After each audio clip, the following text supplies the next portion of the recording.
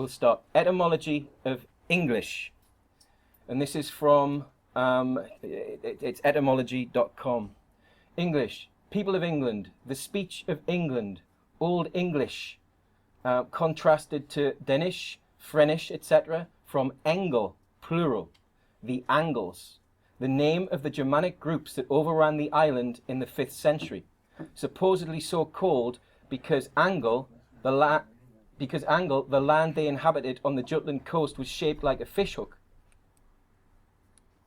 The term was used from the earliest times without distinction from all the Germanic invaders, Angles, Saxons and Jutes, and that's from Bede's Gens Anglorum, and applied to their group of related languages by Alfred the Great. After 1066, the population of England, as distinguished from Normans and French, a distinction which lasted only about a generation. The etymology of Albion. Albion, ancient name of England, Old English, from Latin, sometimes said to be from the non-Indo-European base alb, meaning mountain, allegedly, which also is suggested as the source of Latin Alps, Albania and Alba, an Irish name for Scotland, but more likely from Latin albus, meaning white, see alb, which would be an apt description of the chalk cliffs of the island's southern coast, again from the same source. Etymology of Britain, 1300 allegedly. Bretagne, from Old French Bretagne, and my pronunciation is appalling, so please forgive me. From Latin Britannia, earlier Britannia, from Brittany, the Britons, see Britain. The Old English place name Britonlond meant Wales. If there was a Celtic name for the island, it has not been recorded. Oh, really? Alleged kings and queens and kings of England, 757 to 1087. From 757 to 796, Offa, House of Mercia. 802 to 839, Egbert, House of Wessex. The next one, Athelwulf, House of Wessex. Athelbold, House of Wessex. Athelbert, House of Wessex. Athelred, House of Wessex. Alfred the Great, House of Wessex. Edward the Elder, House of Wessex. Athelstan, House of Wessex. Edmund, House of Wessex, and that takes us up to 946. Then Edred, House of Wessex. Edwy, House of Wessex. Edgar, House of Wessex. Edward the Martyr, House of Wessex. Ethelred the Unready, House of Wessex.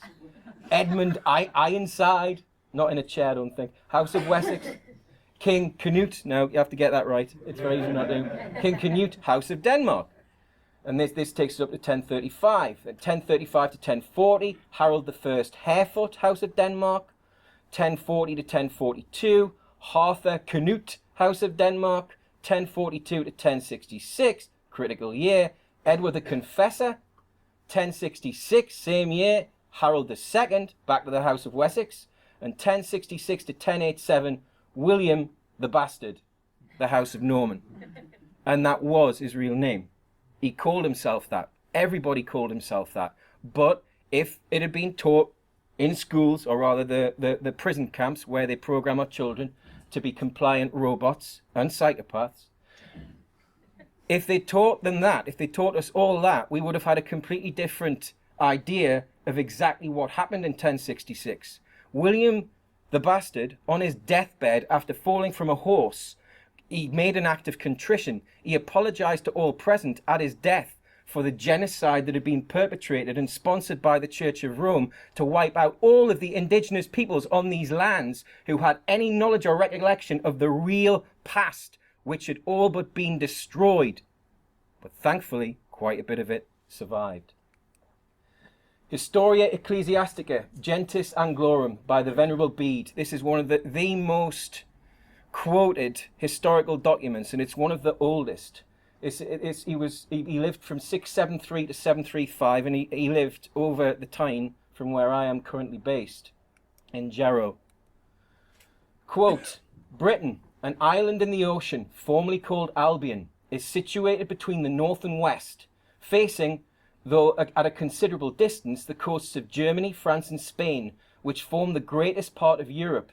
This island at present, following the number of the books in which the divine laws was written, he's talking about the ecclesiastical histories written by the Church of Rome.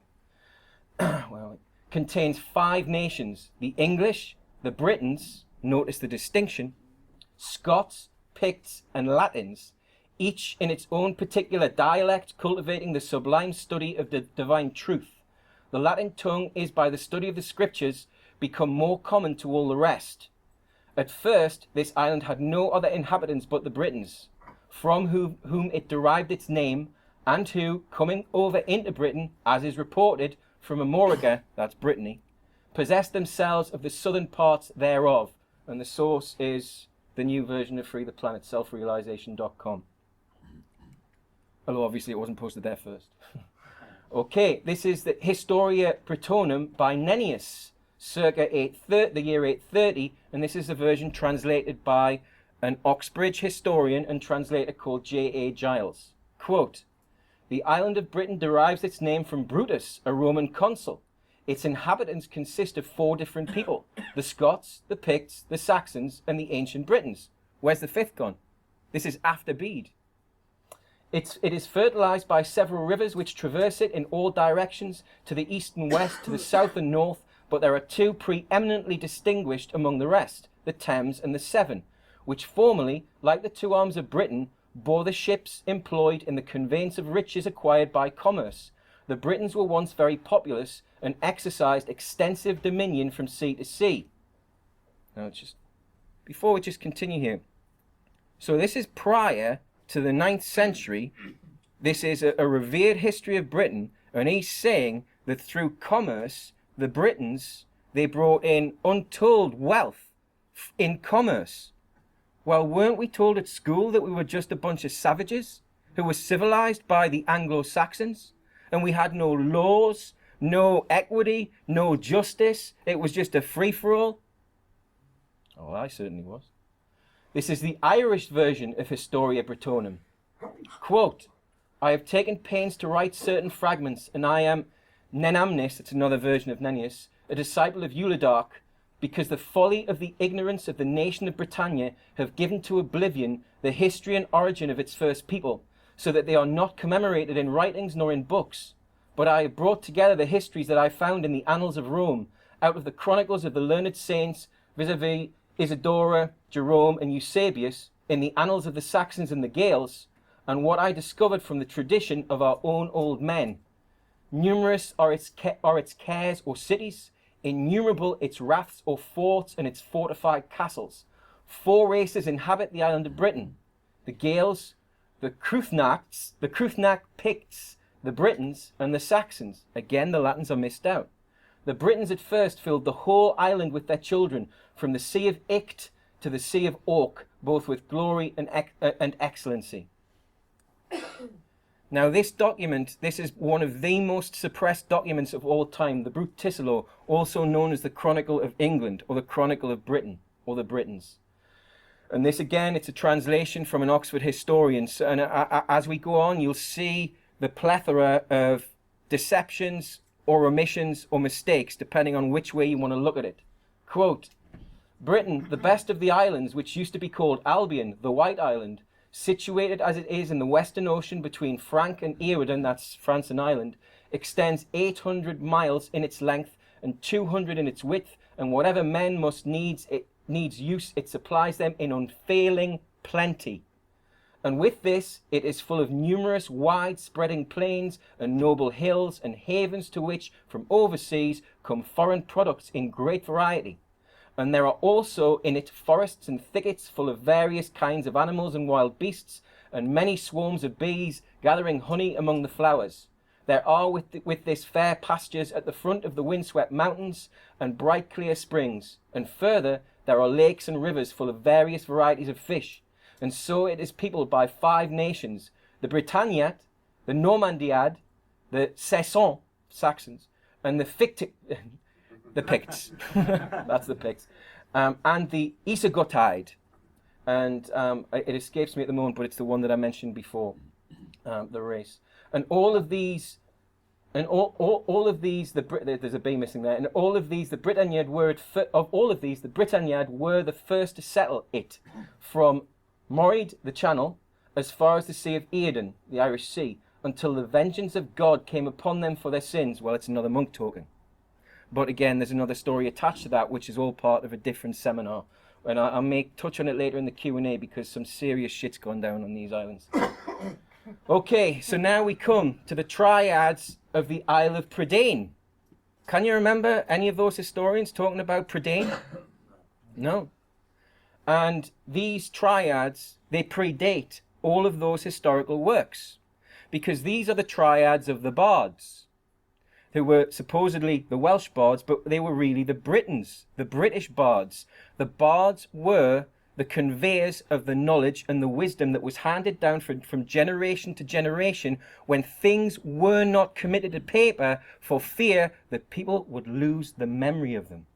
But they were committed to paper during the so-called dark period when the knowledge began to be lost and there were various catastrophes which destroyed the ancient knowledge, or the people who were carrying it.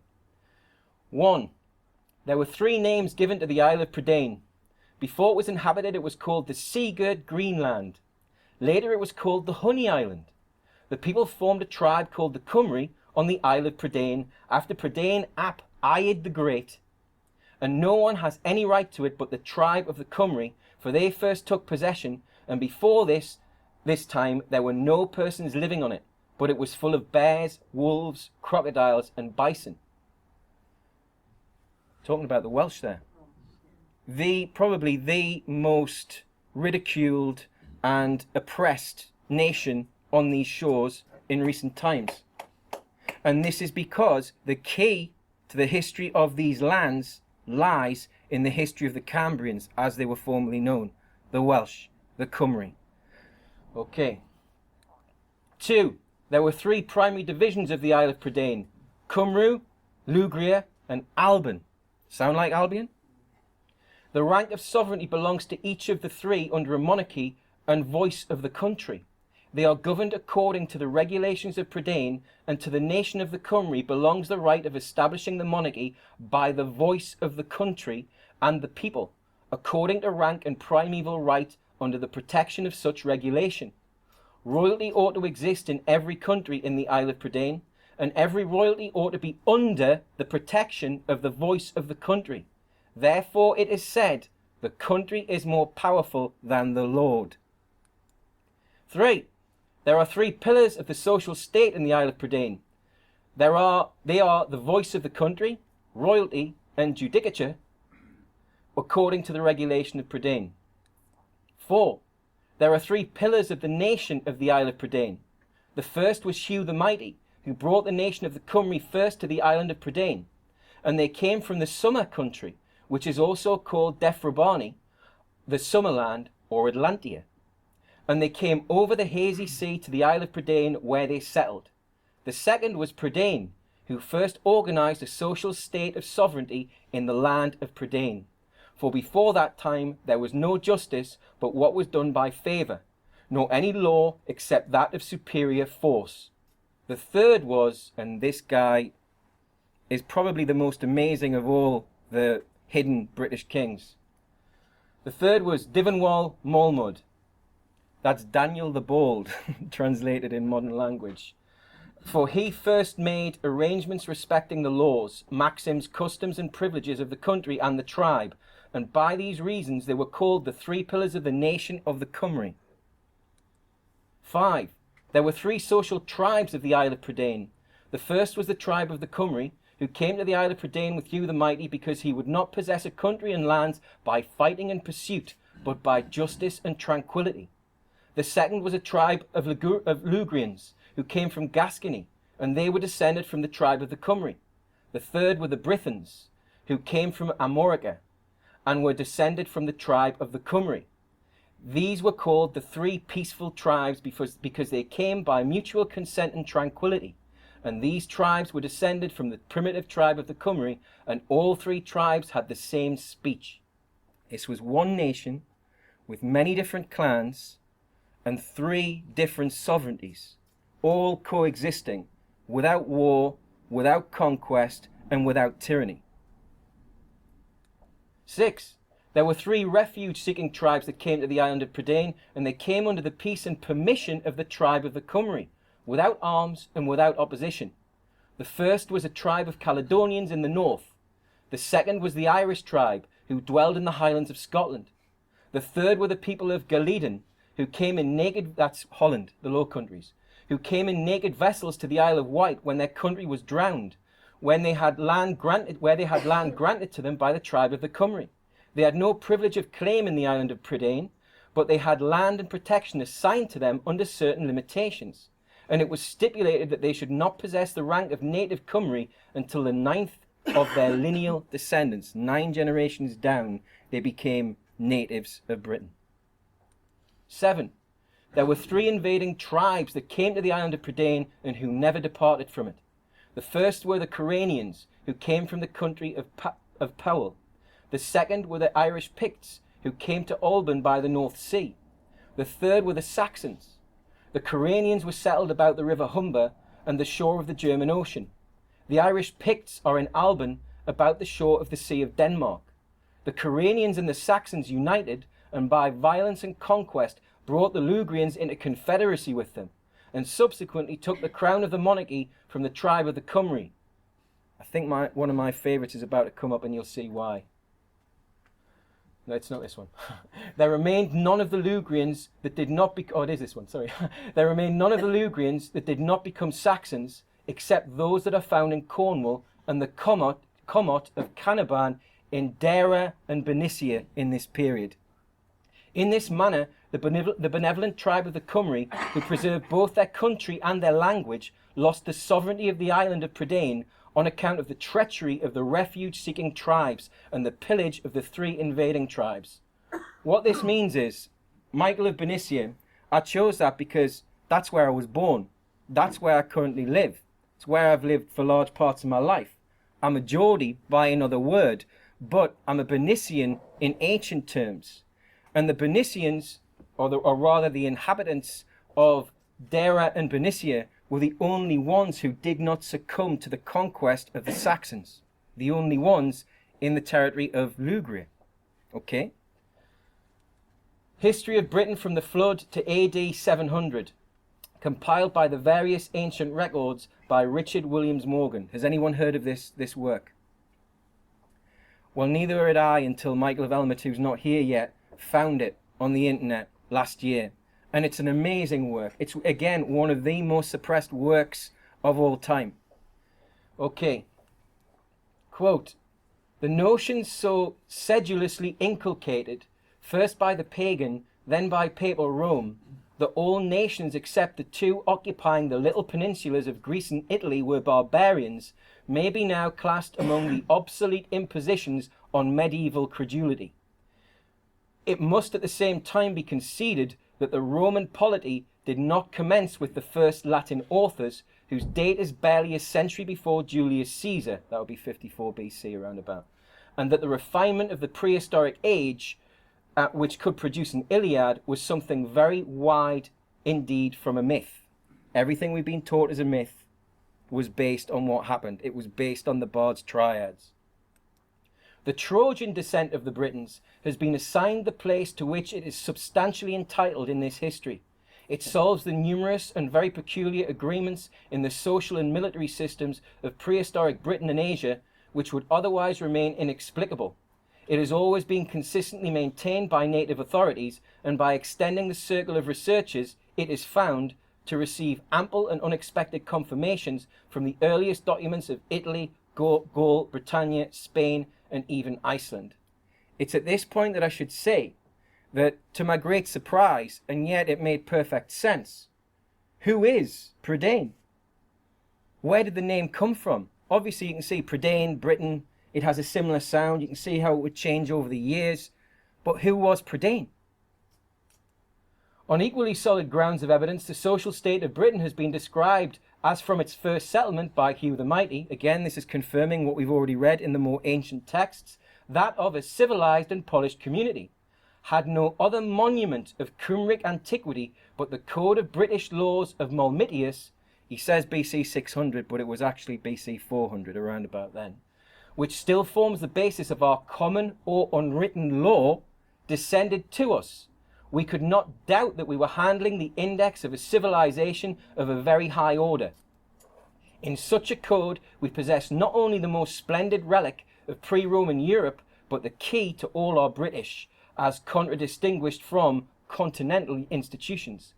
After perusing it, we stand amazed at the blindness which wanders groping for the origin of British rights and liberties in the swamps of the motherland of feudal serfdom, Germany. Okay, so you haven't missed all of it, but quite a bit. So we'll catch up in a bit. Okay, so what we've just been through, for the lads who've just come in, what we've just been through is the basic... No, I really can't re-explain. I'll tell you later. Okay, but again, the source, you can get all of this on the Our Story section at selfrealization.com. Okay, so we come back to the Brute Ticelo, the much suppressed ancient history. Quote, "And the kingdom was rent into 5 parts, each part under its own king, which kings continually fought one another. After many years there arose a famous youth named Dunvalo Malmitius. He was the son of Cloten, a petty king of Cornwall, and his beauty and courage outshone that of all the kings of Britain. And he restored the land to its ancient dignity, and compiled laws which are known to this day as the laws of Dunvalo Malmitius, which even the Saxons obey. And he granted right of sanctuary to temples and to cities, and even to certain roads defined by law, so that any man who fled to them, whatever wrong he had done, should find sanctuary there unimpeded and without license from his foes." End quote. So that's from the Ticelo. Now, this is an essay by, a guy who had connections with Oxbridge, but he certainly wasn't an establishment man, and you'll get that from this quote. This is from his book called Neglected British History. His name's Flinders Petrie. Quote, "The condition of pagan Britain is remarkably preserved in the laws of Dyfnwal Moelmud. That these laws are certainly long before the 10th century is proved by the gulf that exists between the state of society shown by them and that of the laws of Howell," that's Howell the Good in the 9th century or 10th century, "fixed to AD 914. The laws of Howell refer back to Moelmud. What takes the laws of Moelmud at least to Roman times is that they are purely pagan," he means Druidic. "How much farther back those laws may date, towards the traditional time of Moelmud, the 4th or 7th century BC, we cannot now inquire. That's because of how much history has been erased. The whole air is that of simple conditions and a free life, with much personal cultivation and sympathy in general conduct. It would be impossible to produce such a code from a savage or violent people, and this intimate view of their life is the best ground for judging of their qualities." Okay, this is a Stuart's historian, so an establishment historian we're talking about here. Percy Enderby says in his history published in 1661 that Malmitius, quote, "took upon himself the government of Brittany, i.e. Britain, in the year of the world's creation 4748, end quote. Meanwhile, the Tudor historian Holinshed reported in the 1587 edition of the Chronicles that Malmitius, quote, "began his reign over the whole monarchy of Britain in the year of the world 3529, that's 439 BC in the current calendar. Both authors agree with Ticelo on the reign's duration of 40 years.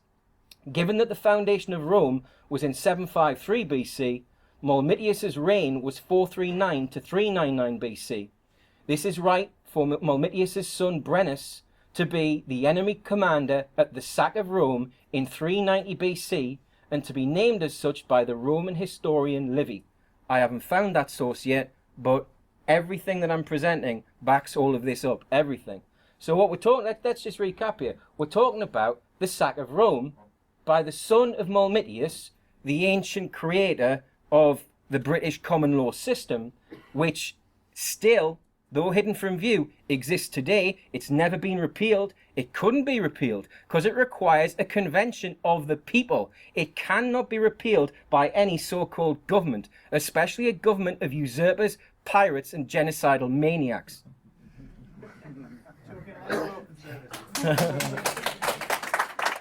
Right. That's quite unusual for me, I would say. Right.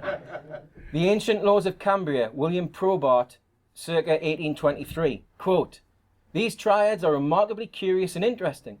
They throw great light upon the manners and customs of the old Britons, and in many cases breathe a spirit of freedom that would not disgrace the polish of the 19th century. These triads also merit attention on account of their antiquity. They were framed by Dyfnwal Moelmud, who flourished about 400 years before the Christian era, and consequently are upwards of 2,000 years old." End quote.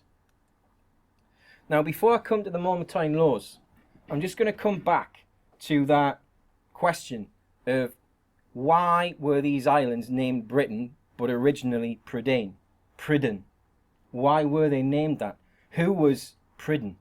Who was he? Can anyone guess? Or does anyone know? No. That would have been too extreme even for me. But Brutus. He was Brutus. So you've got the Welsh calling him Prydain. That was the Welsh name for Brutus. It was the Welsh name for Brutus. And you've got others saying that Brutus founded this country or this territory, the sovereignty in these lands, even the laws. And it is difficult to go through in this particular seminar because there is an awful lot of stuff I could go through proving that the Trojan Wars happened around about the 1200 years BC, and there was a great catastrophe around about that time which rendered these shores uninhabitable, which meant that when Brutus 100 years later came to these shores, it was relatively unpopulated. There was nobody here. There certainly wasn't any social state anymore, if there was before. But again, that's a different seminar. So Brutus founded the territory of Britain, or the sovereignty of Britain, and it would be 700 years later, the laws that were passed down by the bards were codified by the Mamertine laws, Dyfnwal Moelmud. So we're going to go through just a few of them now, because this will give you an idea. See, we're talking 400 or 600, depending on who you agree with, BC. There are three tests of civil liberty. Equality of rights, equality of taxation, freedom to come and go. There are three causes which ruin a state: inordinate privileges, corruption of justice, and national apathy. Ring any bells? There are three things which cannot be considered solid longer than their foundations are solid: peace, property, and law. Three things are indispensable to a true union of nations: sameness of laws, rights, and language. There are three things free to all Britons, get ready: the forest, the unworked mine, the right of hunting wild creatures. There are three things which are private and sacred property in every man, Briton or foreigner: his wife, his children, his domestic chattels. Now, property, this actually means a man was responsible. The women and children weren't the man's property. This was just a means within the legal system that a man would be responsible for the behavior of his family, which is quite harsh on the man, as opposed to the other way around. You see what I mean? And this was, of course, this was agreed upon because everybody had a vote. The women had a vote as well. This is what they wanted. They understood the natural bond between the mother and children, and that taking away the child from a mother is a traumatic event to the child in the early years of development. And we've all been forced into a position where at least one of us, at least one of every set of parents, usually both these days, has to go to work and give our children into the care of the state. I'll just leave that hanging in the air there because we already know that that's not a good thing. Okay, there are three things belonging to a man which no law... All right, we've already done that, haven't we? No, it's the next one, yeah. There are three things belonging to a man which no law of men can touch, fine, or transfer: his wife, his children, and the instruments of his calling. For no man can unman a man or uncall a calling. Now let's just leave that hanging. Unman a man or woman or uncall a calling.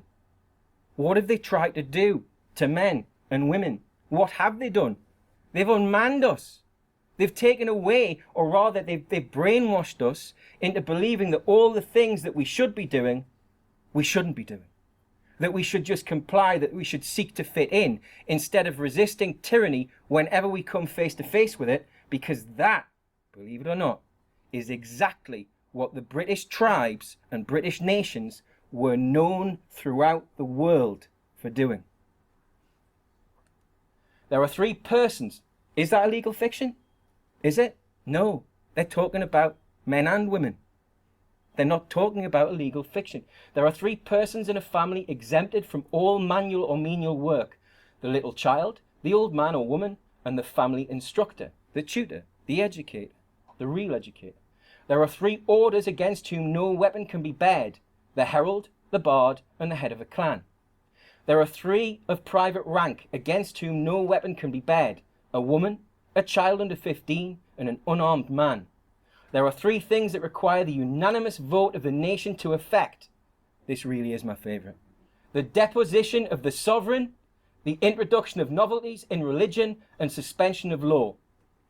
I just want to say the words deposition of the sovereign again, because I really like saying them. There are 3 civil birthrights of every Briton: the right to go wherever he pleases, the right wherever he is to protection from his land and sovereign, the right of equal privileges and equal restrictions. There are 3 property birthrights of every Briton: 5 British acres of land for a home, the right of armorial bearings, the right to carry arms, the right of suffrage, which is voting, in the enacting of the laws, the male at 21, the female on her marriage. So the women, generally married before 21, had a vote before the men. There are 3 guarantees of society: security for life and limb, security for property, security of the rights of nature. There are 3 sons of captives who free themselves: a bard, a scholar, a mechanic. There are 3 things the safety of which depends on that of the others: the sovereignty, national courage, and just administration of the laws. There are 3 things which every Briton may legally be compelled to attend: the worship of God, military service, and the courts of law. For 3 things a Briton is pronounced a traitor and forfeits his rights: emigration, collusion with an enemy, and surrendering himself and living under an enemy.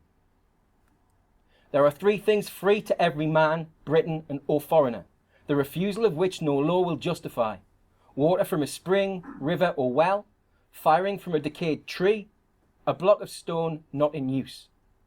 There are 3 orders who are exempt from bearing arms: the bard, the judge, the graduate in law or religion. These represent God and his peace, and no weapon must ever be found in their hand. There are 3 kinds of sonship: a son by marriage with a native Briton, an illegitimate son acknowledged on oath by his father, and a son adopted out of the clan. But that goes for daughters as well. There are 3 whose power is kingly in law: the sovereign paramount of Britain over all Britain and its isles, the princes palatine in their princedoms, and the heads of the clans in their clans. 3 are the thieves who shall not suffer punishment: a woman compelled by her husband, a child, a necessitous person who has gone through 3 towns and 9 houses in each town without being able to obtain charity though he asked for it. There are 3 ends of law: prevention of wrong, punishment for wrongs inflicted, and insurance of just retribution. There are 3 lawful castigations: of a son by a father, of a kinsman by the head of a clan, of a soldier by his officer. The chief of a clan, when marshalling his men, may strike his man 3 ways: with his baton, with the flat of his sword, with his open hand. Each of these is a correction, not an insult. There are 3 sacred things by which the conscience binds itself to truth: the name of God, the rod of him who offers up prayers to God, the joined right hand. There are 3 persons who have a right to public maintenance: the old, the babe, the foreigner who cannot speak the British tongue. I want to just recap on what we've gone over, and there may be a short period where you can ask any questions if you want. What we're talking about here, we're certainly not talking about a set of laws which could all be applied today fairly, equitably, or justly, but many of them could be, and many of them still form the basis of the common law, the unwritten common law. Now, I didn't have time to dig out the original sources, but I know for a fact, because I've read them, I couldn't grab the PDF in time to get the quotes. But William Blackstone acknowledged that the origin of the common law is the laws of Mulmud. And Sir William Coke acknowledged that the origins of the common law was the laws of Mulmud. And Lord Fortescue acknowledged that the Mamertine laws were the basis of the so-called unwritten common law. Now, all of the research that I've done has also unearthed that Alfred the Great, the so-called Anglo-Saxon lawmaker, he incorporated the Mamertine laws into the Saxon laws before all of the indigenous tribes of Britain, as opposed to the invading tribes, had been wiped out. He incorporated it into the Saxon system, which was an entirely feudal system. The Anglo-Saxons, the German tribes, the Angles, the Saxons, and the Jutes were known for three things: piracy, genocide, and the fact that they had absolutely no kind of civilized culture whatsoever. So what did the Anglo-Saxons do when they found a civilized culture that did not have the same feudal hierarchy that they had? Because they had kings, and their word, if they were in a bad mood, they could kill someone. There didn't have to be a law that said they could. They just did it on a whim. They wiped out millions of people across the world, across the European continent, over centuries, probably a millennia. However, what they did was they created a hierarchy which didn't exist, because the one thing that the triads, or at least the elements of the triads that we've been over, the one thing that it doesn't convey, but again, I have sources which demonstrate that this is the case, there was no social hierarchy. There were only roles, rights, and responsibilities. In other words, Molmud, who created the laws, had no more rights except within his role as sovereign paramount, which we'll come to in a second, than any other man or woman. In other words, let's just say you had a beef with the king. You could ask the king for a duel. You wouldn't be killed, you wouldn't be executed. If you had a genuine gripe, it would go before an arbitrator or a judge, and they would weigh up the facts as they were presented and decide whether or not you had a genuine grudge and whether or not the king should face you in a duel. But this didn't often happen, because generally the kings who wronged the people were removed. Because remember, it said in the Mamertine laws, it says that the people, the voice of the country, was above the king or the queen, above any despotic ruler at any time before the Saxon genocide. Anybody could be deposed by a simple process. That process was, so an aggrieved party went to the head of his clan and said, I've got this grievance. I think we should secede, or we should form our own sovereign nation outside of this despot. They held a vote in their clan, and that was it. They were outside. It had to be accepted. Now, that didn't mean that whoever they had the grudge against or the dispute with, that didn't mean that they couldn't wage war against them, and they very often did. There have been endless civil wars. But Molmud, he put an end to them. And the reason he did it is because he created a much fairer system than had ever existed before. And he confirmed that everybody had the same rights. Everybody was born with these unalienable rights. Now, why is it, do you think, that they've been able to get away with erasing so much of this from view? Why is it? Because who said that? Exactly, because we've let them. And how, or rather, what was the method by which they coerced us into letting them do it? Made us Fearful? Made us a disconnection between the land and its natural laws. Exactly. Because the most critical one, let's look at it this way. Which is the only species on this planet that has to pay for its very existence on it? Us. Who's free? Who's free? Is there any one of us in this room who isn't 6 weeks away from getting evicted by pirates? I don't think so. I'm including myself. And I'm completely outside of their system. But if they made a claim against me and their corrupt system decided it was going to be enforced, I would have the bailiffs coming round and chucking my family on the streets just like everybody else. The reason they're not doing it is because I've put up a defensive force which they don't want to take on. And the reason they don't want to take it on is because I've declared a new social state into existence. And that's what we're going to talk about in the second section. And that social state is universal community trust. And it isn't just me, but it's founded upon the ancient laws of Molmud. It's founded upon that. These laws were never repealed. They were only obscured and obliterated by conquest and deception. Under international law and the law of nations since 1922 in something called the Kellogg Pact, war and conquest has been unlawful. Nothing can be taken by conquest. Nothing. And of course, they've continued with gay abandon, haven't they? It didn't stop them, but they've created the illusion that they are operating lawfully, and every intervention, it's a humanitarian intervention. We're only going into Syria to save the children by killing hundreds of thousands of people. And not just Syria, not just Libya.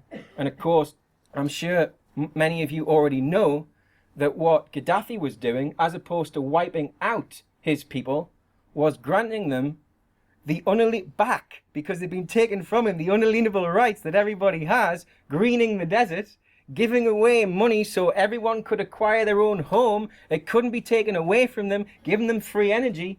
And he wrote it all down in a manifesto called the Green Book. How many of you have read it? There you go. He was also taking the continent of Africa out of the international monetary system. Well, he had to go, didn't he? He had to go. In their eyes, the eyes of the House of Rothschild.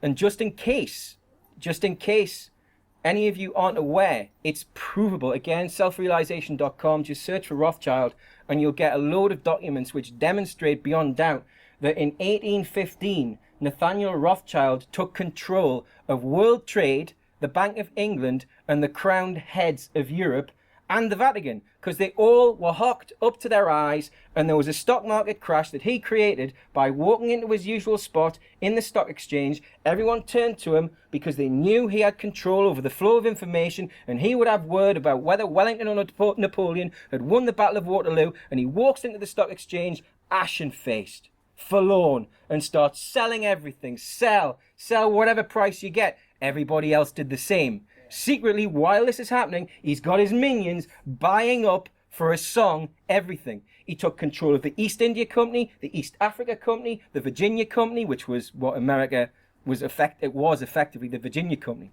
That's its origin. He took over all of world trade, and what he did was a deal with the crowned heads of Europe. He said, look, we did a deal with the monarchy, the Anglo-Saxon monarchy of Britain, the usurpers, the line of usurpers from William the Bastard. He did a deal with them. And the deal was, I'll wipe out all of your debts, which you've got no hope of paying, because I've created an interest which doesn't exist in the financial system, so you've got absolutely no hope of paying it. I'll wipe it all out if you grant me royal breeding rights. Royal breeding rights. There's a researcher called Greg Hallett. Look up his name. You'll see it. He's had at least 11 attempts on his life of putting out this information. It's provable. Queen Victoria, the German, from the German family, the Saxe-Coburgs, or the Saxe-Coburg-Gothas, she was sired by Nathaniel Rothschild. Ever since Queen Victoria, the Rothschild has had an illegitimate child on the throne. Who was the first renowned English historian to miss out the bit about the laws of Molmud? Does anyone know?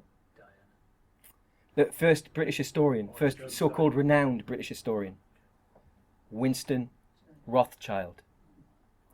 He was the illegitimate son of Jacob Rothschild. And again, this is provable. He also fathered Elizabeth, currently sitting on the ill-gotten throne. He fathered her.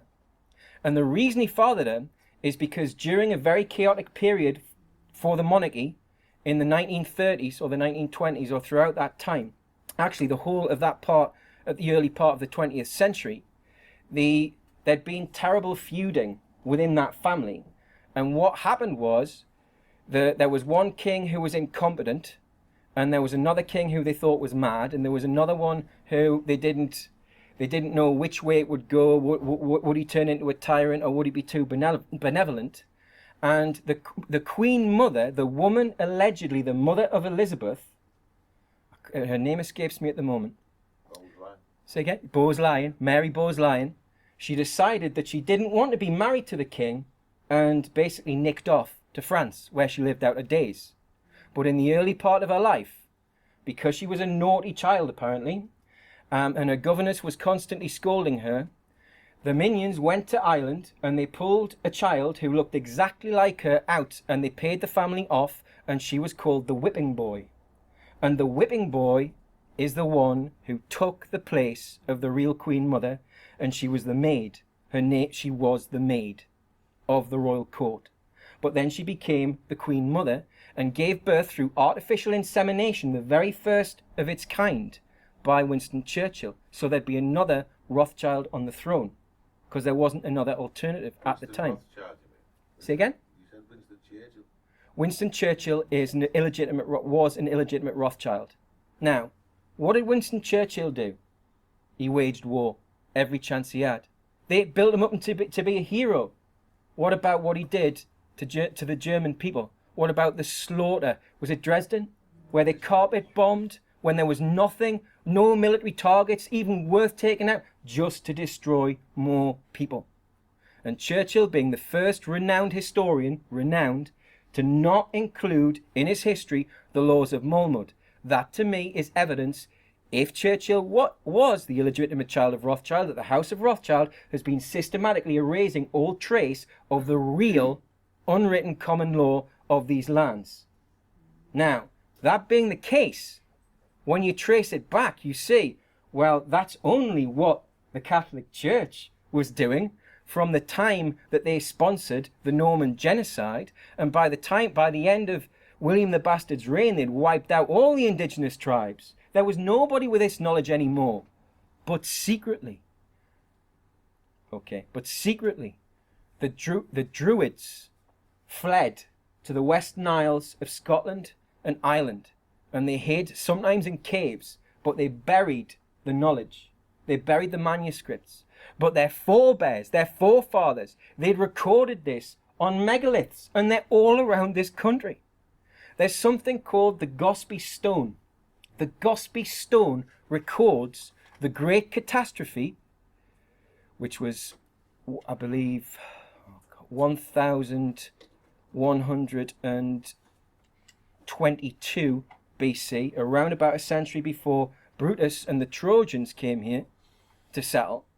The Gosby Stone records the Great Catastrophe. And if you want to find out more about this subject, just do a search on William Comyns Beaumont. He wrote 4 books, and he was writing between the 20s or the 30s and the 1950s.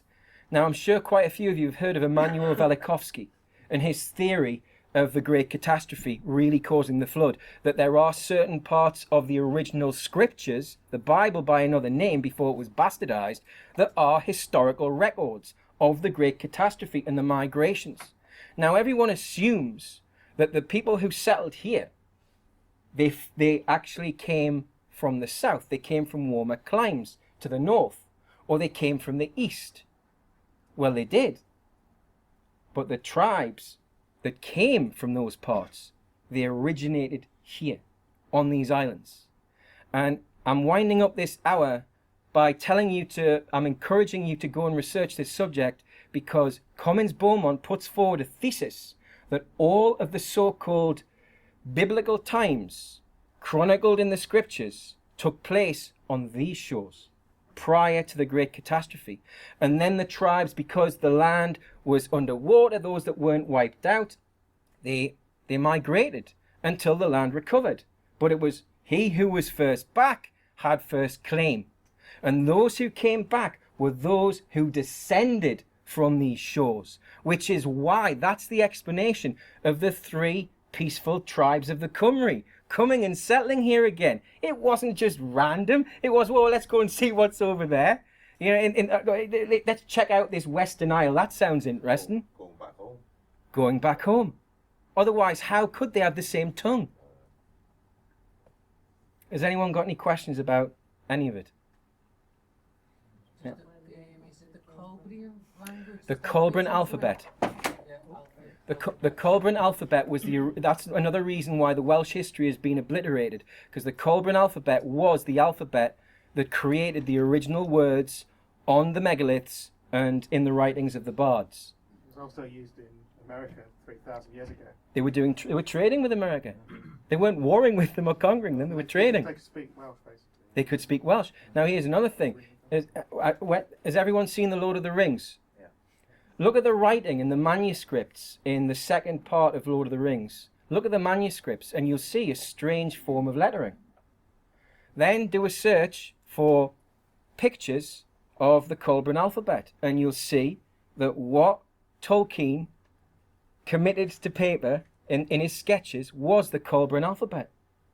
And I believe, or I don't believe, I suspect from my researches that because, and this is definitely provable, there were two Oxbridge dons who had access to the secret libraries at Oxford, and one was Tolkien.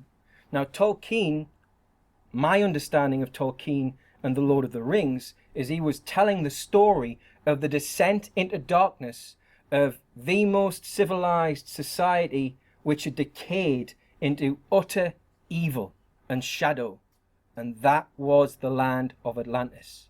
And the land of Atlantis stretched before the flood from the tip of Scandinavia, the tip of Norway, all the way down to the end of Britain. That was the land of Atlantis. And that's why Atlantis, that was the why Atlantis was referred to in the triads. That's why. Okay. So that catastrophe, would that be like ice melting and sea levels rising? It's provable through geological, archaeological, and some megalithic records. It's provable, and Commons Beaumont does this. And I was blown away when I read it, because I started off thinking, well, he's going to have to go a long way to convince me, first of all, that Edinburgh, the site of Edinburgh, is where ancient Jerusalem stood, and he does it. He proves it beyond belief. Beyond doubt, because the topography of ancient Jerusalem, as described in the scriptures, is exactly the same as Edinburgh, and the topology of the city of Jerusalem that we know now is nothing like it. Nothing at all. And he proves it in great detail. But he goes further back than that. Ancient Crete was Shetland before the flood. Shetland. Hermes is not a myth. Hermes was a king. He was a druid king, a magician. And they all started in the outer, they came down from what's now Scandinavia into the Western Isles of Scotland, and they kept coming south. And that's how there was such an advanced druidic culture at a time 2,000 years before the Anglo-Saxons claimed that we were just a bunch of savages here on these islands. And the druidic culture on these islands was not the barbaric culture that we've been told it was. It followed the laws of Mulmud. The Mulmutine laws were the foundations of the druidic religion. I think because I've got so much to get through, I'll leave it there for the first section, unless there's any more questions. What was the inspiration for the Mulmutine laws? What would have inspired those? It was the teachings of the bards and the druids, what was right and what was wrong. Yeah. Because we're told, oh no, everything's, well, the New Age woo-woo that we've been subjected to over the past 25 years, I'll come to you in a second, yeah, in various forms, has taught us to believe things or to take things as truth that are complete falsehoods. And the idea that a culture that was where the Druids were the most respected people in the community, they were the ones who couldn't carry weapons as well. Well, why didn't the people wipe them out if they were tyrants? Why didn't they say, no, I'm not giving my child to sacrifice? Because they didn't sacrifice children. They sacrificed lambs, goats, I think there might have been one more animal. Nothing else, but mostly there was no kind of blood sacrifice. It was only special occasions when they did one of those did sacrifice any kind of animal and spilt the blood. However, they did everything with compassion and everything with love. And there was one slogan, which they didn't call it a slogan, but there was one line which summed up the entire culture in one word, the entire religion in one word. Sorry, not one word, one sentence. The truth against the world. In other words, it's not a battle between the truth and the world. It's weigh the truth up against the world. because the truth exists irrespective of what's in the world. Well, armed with that little piece of knowledge, a little child could have an amazing life where they just always ask questions. Well, what have they done to all the children who ask questions in school? They tell them to shut up. They say, don't do that. That's why, and I know it's difficult for many people to make this decision. That's why me and my wife made the decision that we would sacrifice one of us going out to try and earn whatever we could earn to make our lives easier, so that one of us could always be there for our daughter and she wouldn't have to go to school. She's not registered, she's never been vaccinated, and she never gets any letters from the state at all. We've had one visit from a health visitor, and that health visitor described us as the future of parenting, because we said, Serenity, that's her name, you go and answer the door. She was 2, and she opened the door, she said, hello Linda, come in and have a cup of tea. She's only 2, how? Well, we don't send her to school or nursery, and she's been with one of her parents every day. Now, I know I'm a father, I'm obviously biased, but this little girl is a force of nature because she hasn't been subjected to all the bullshit that's imposed upon most children in this country, in the world, and she never will be. And believe me, she's leading her own life, and she's freer than me because I had the system imposed upon me through the ignorance of my parents, like most of us. She hasn't. So I'll leave it there because that makes me happy and smile.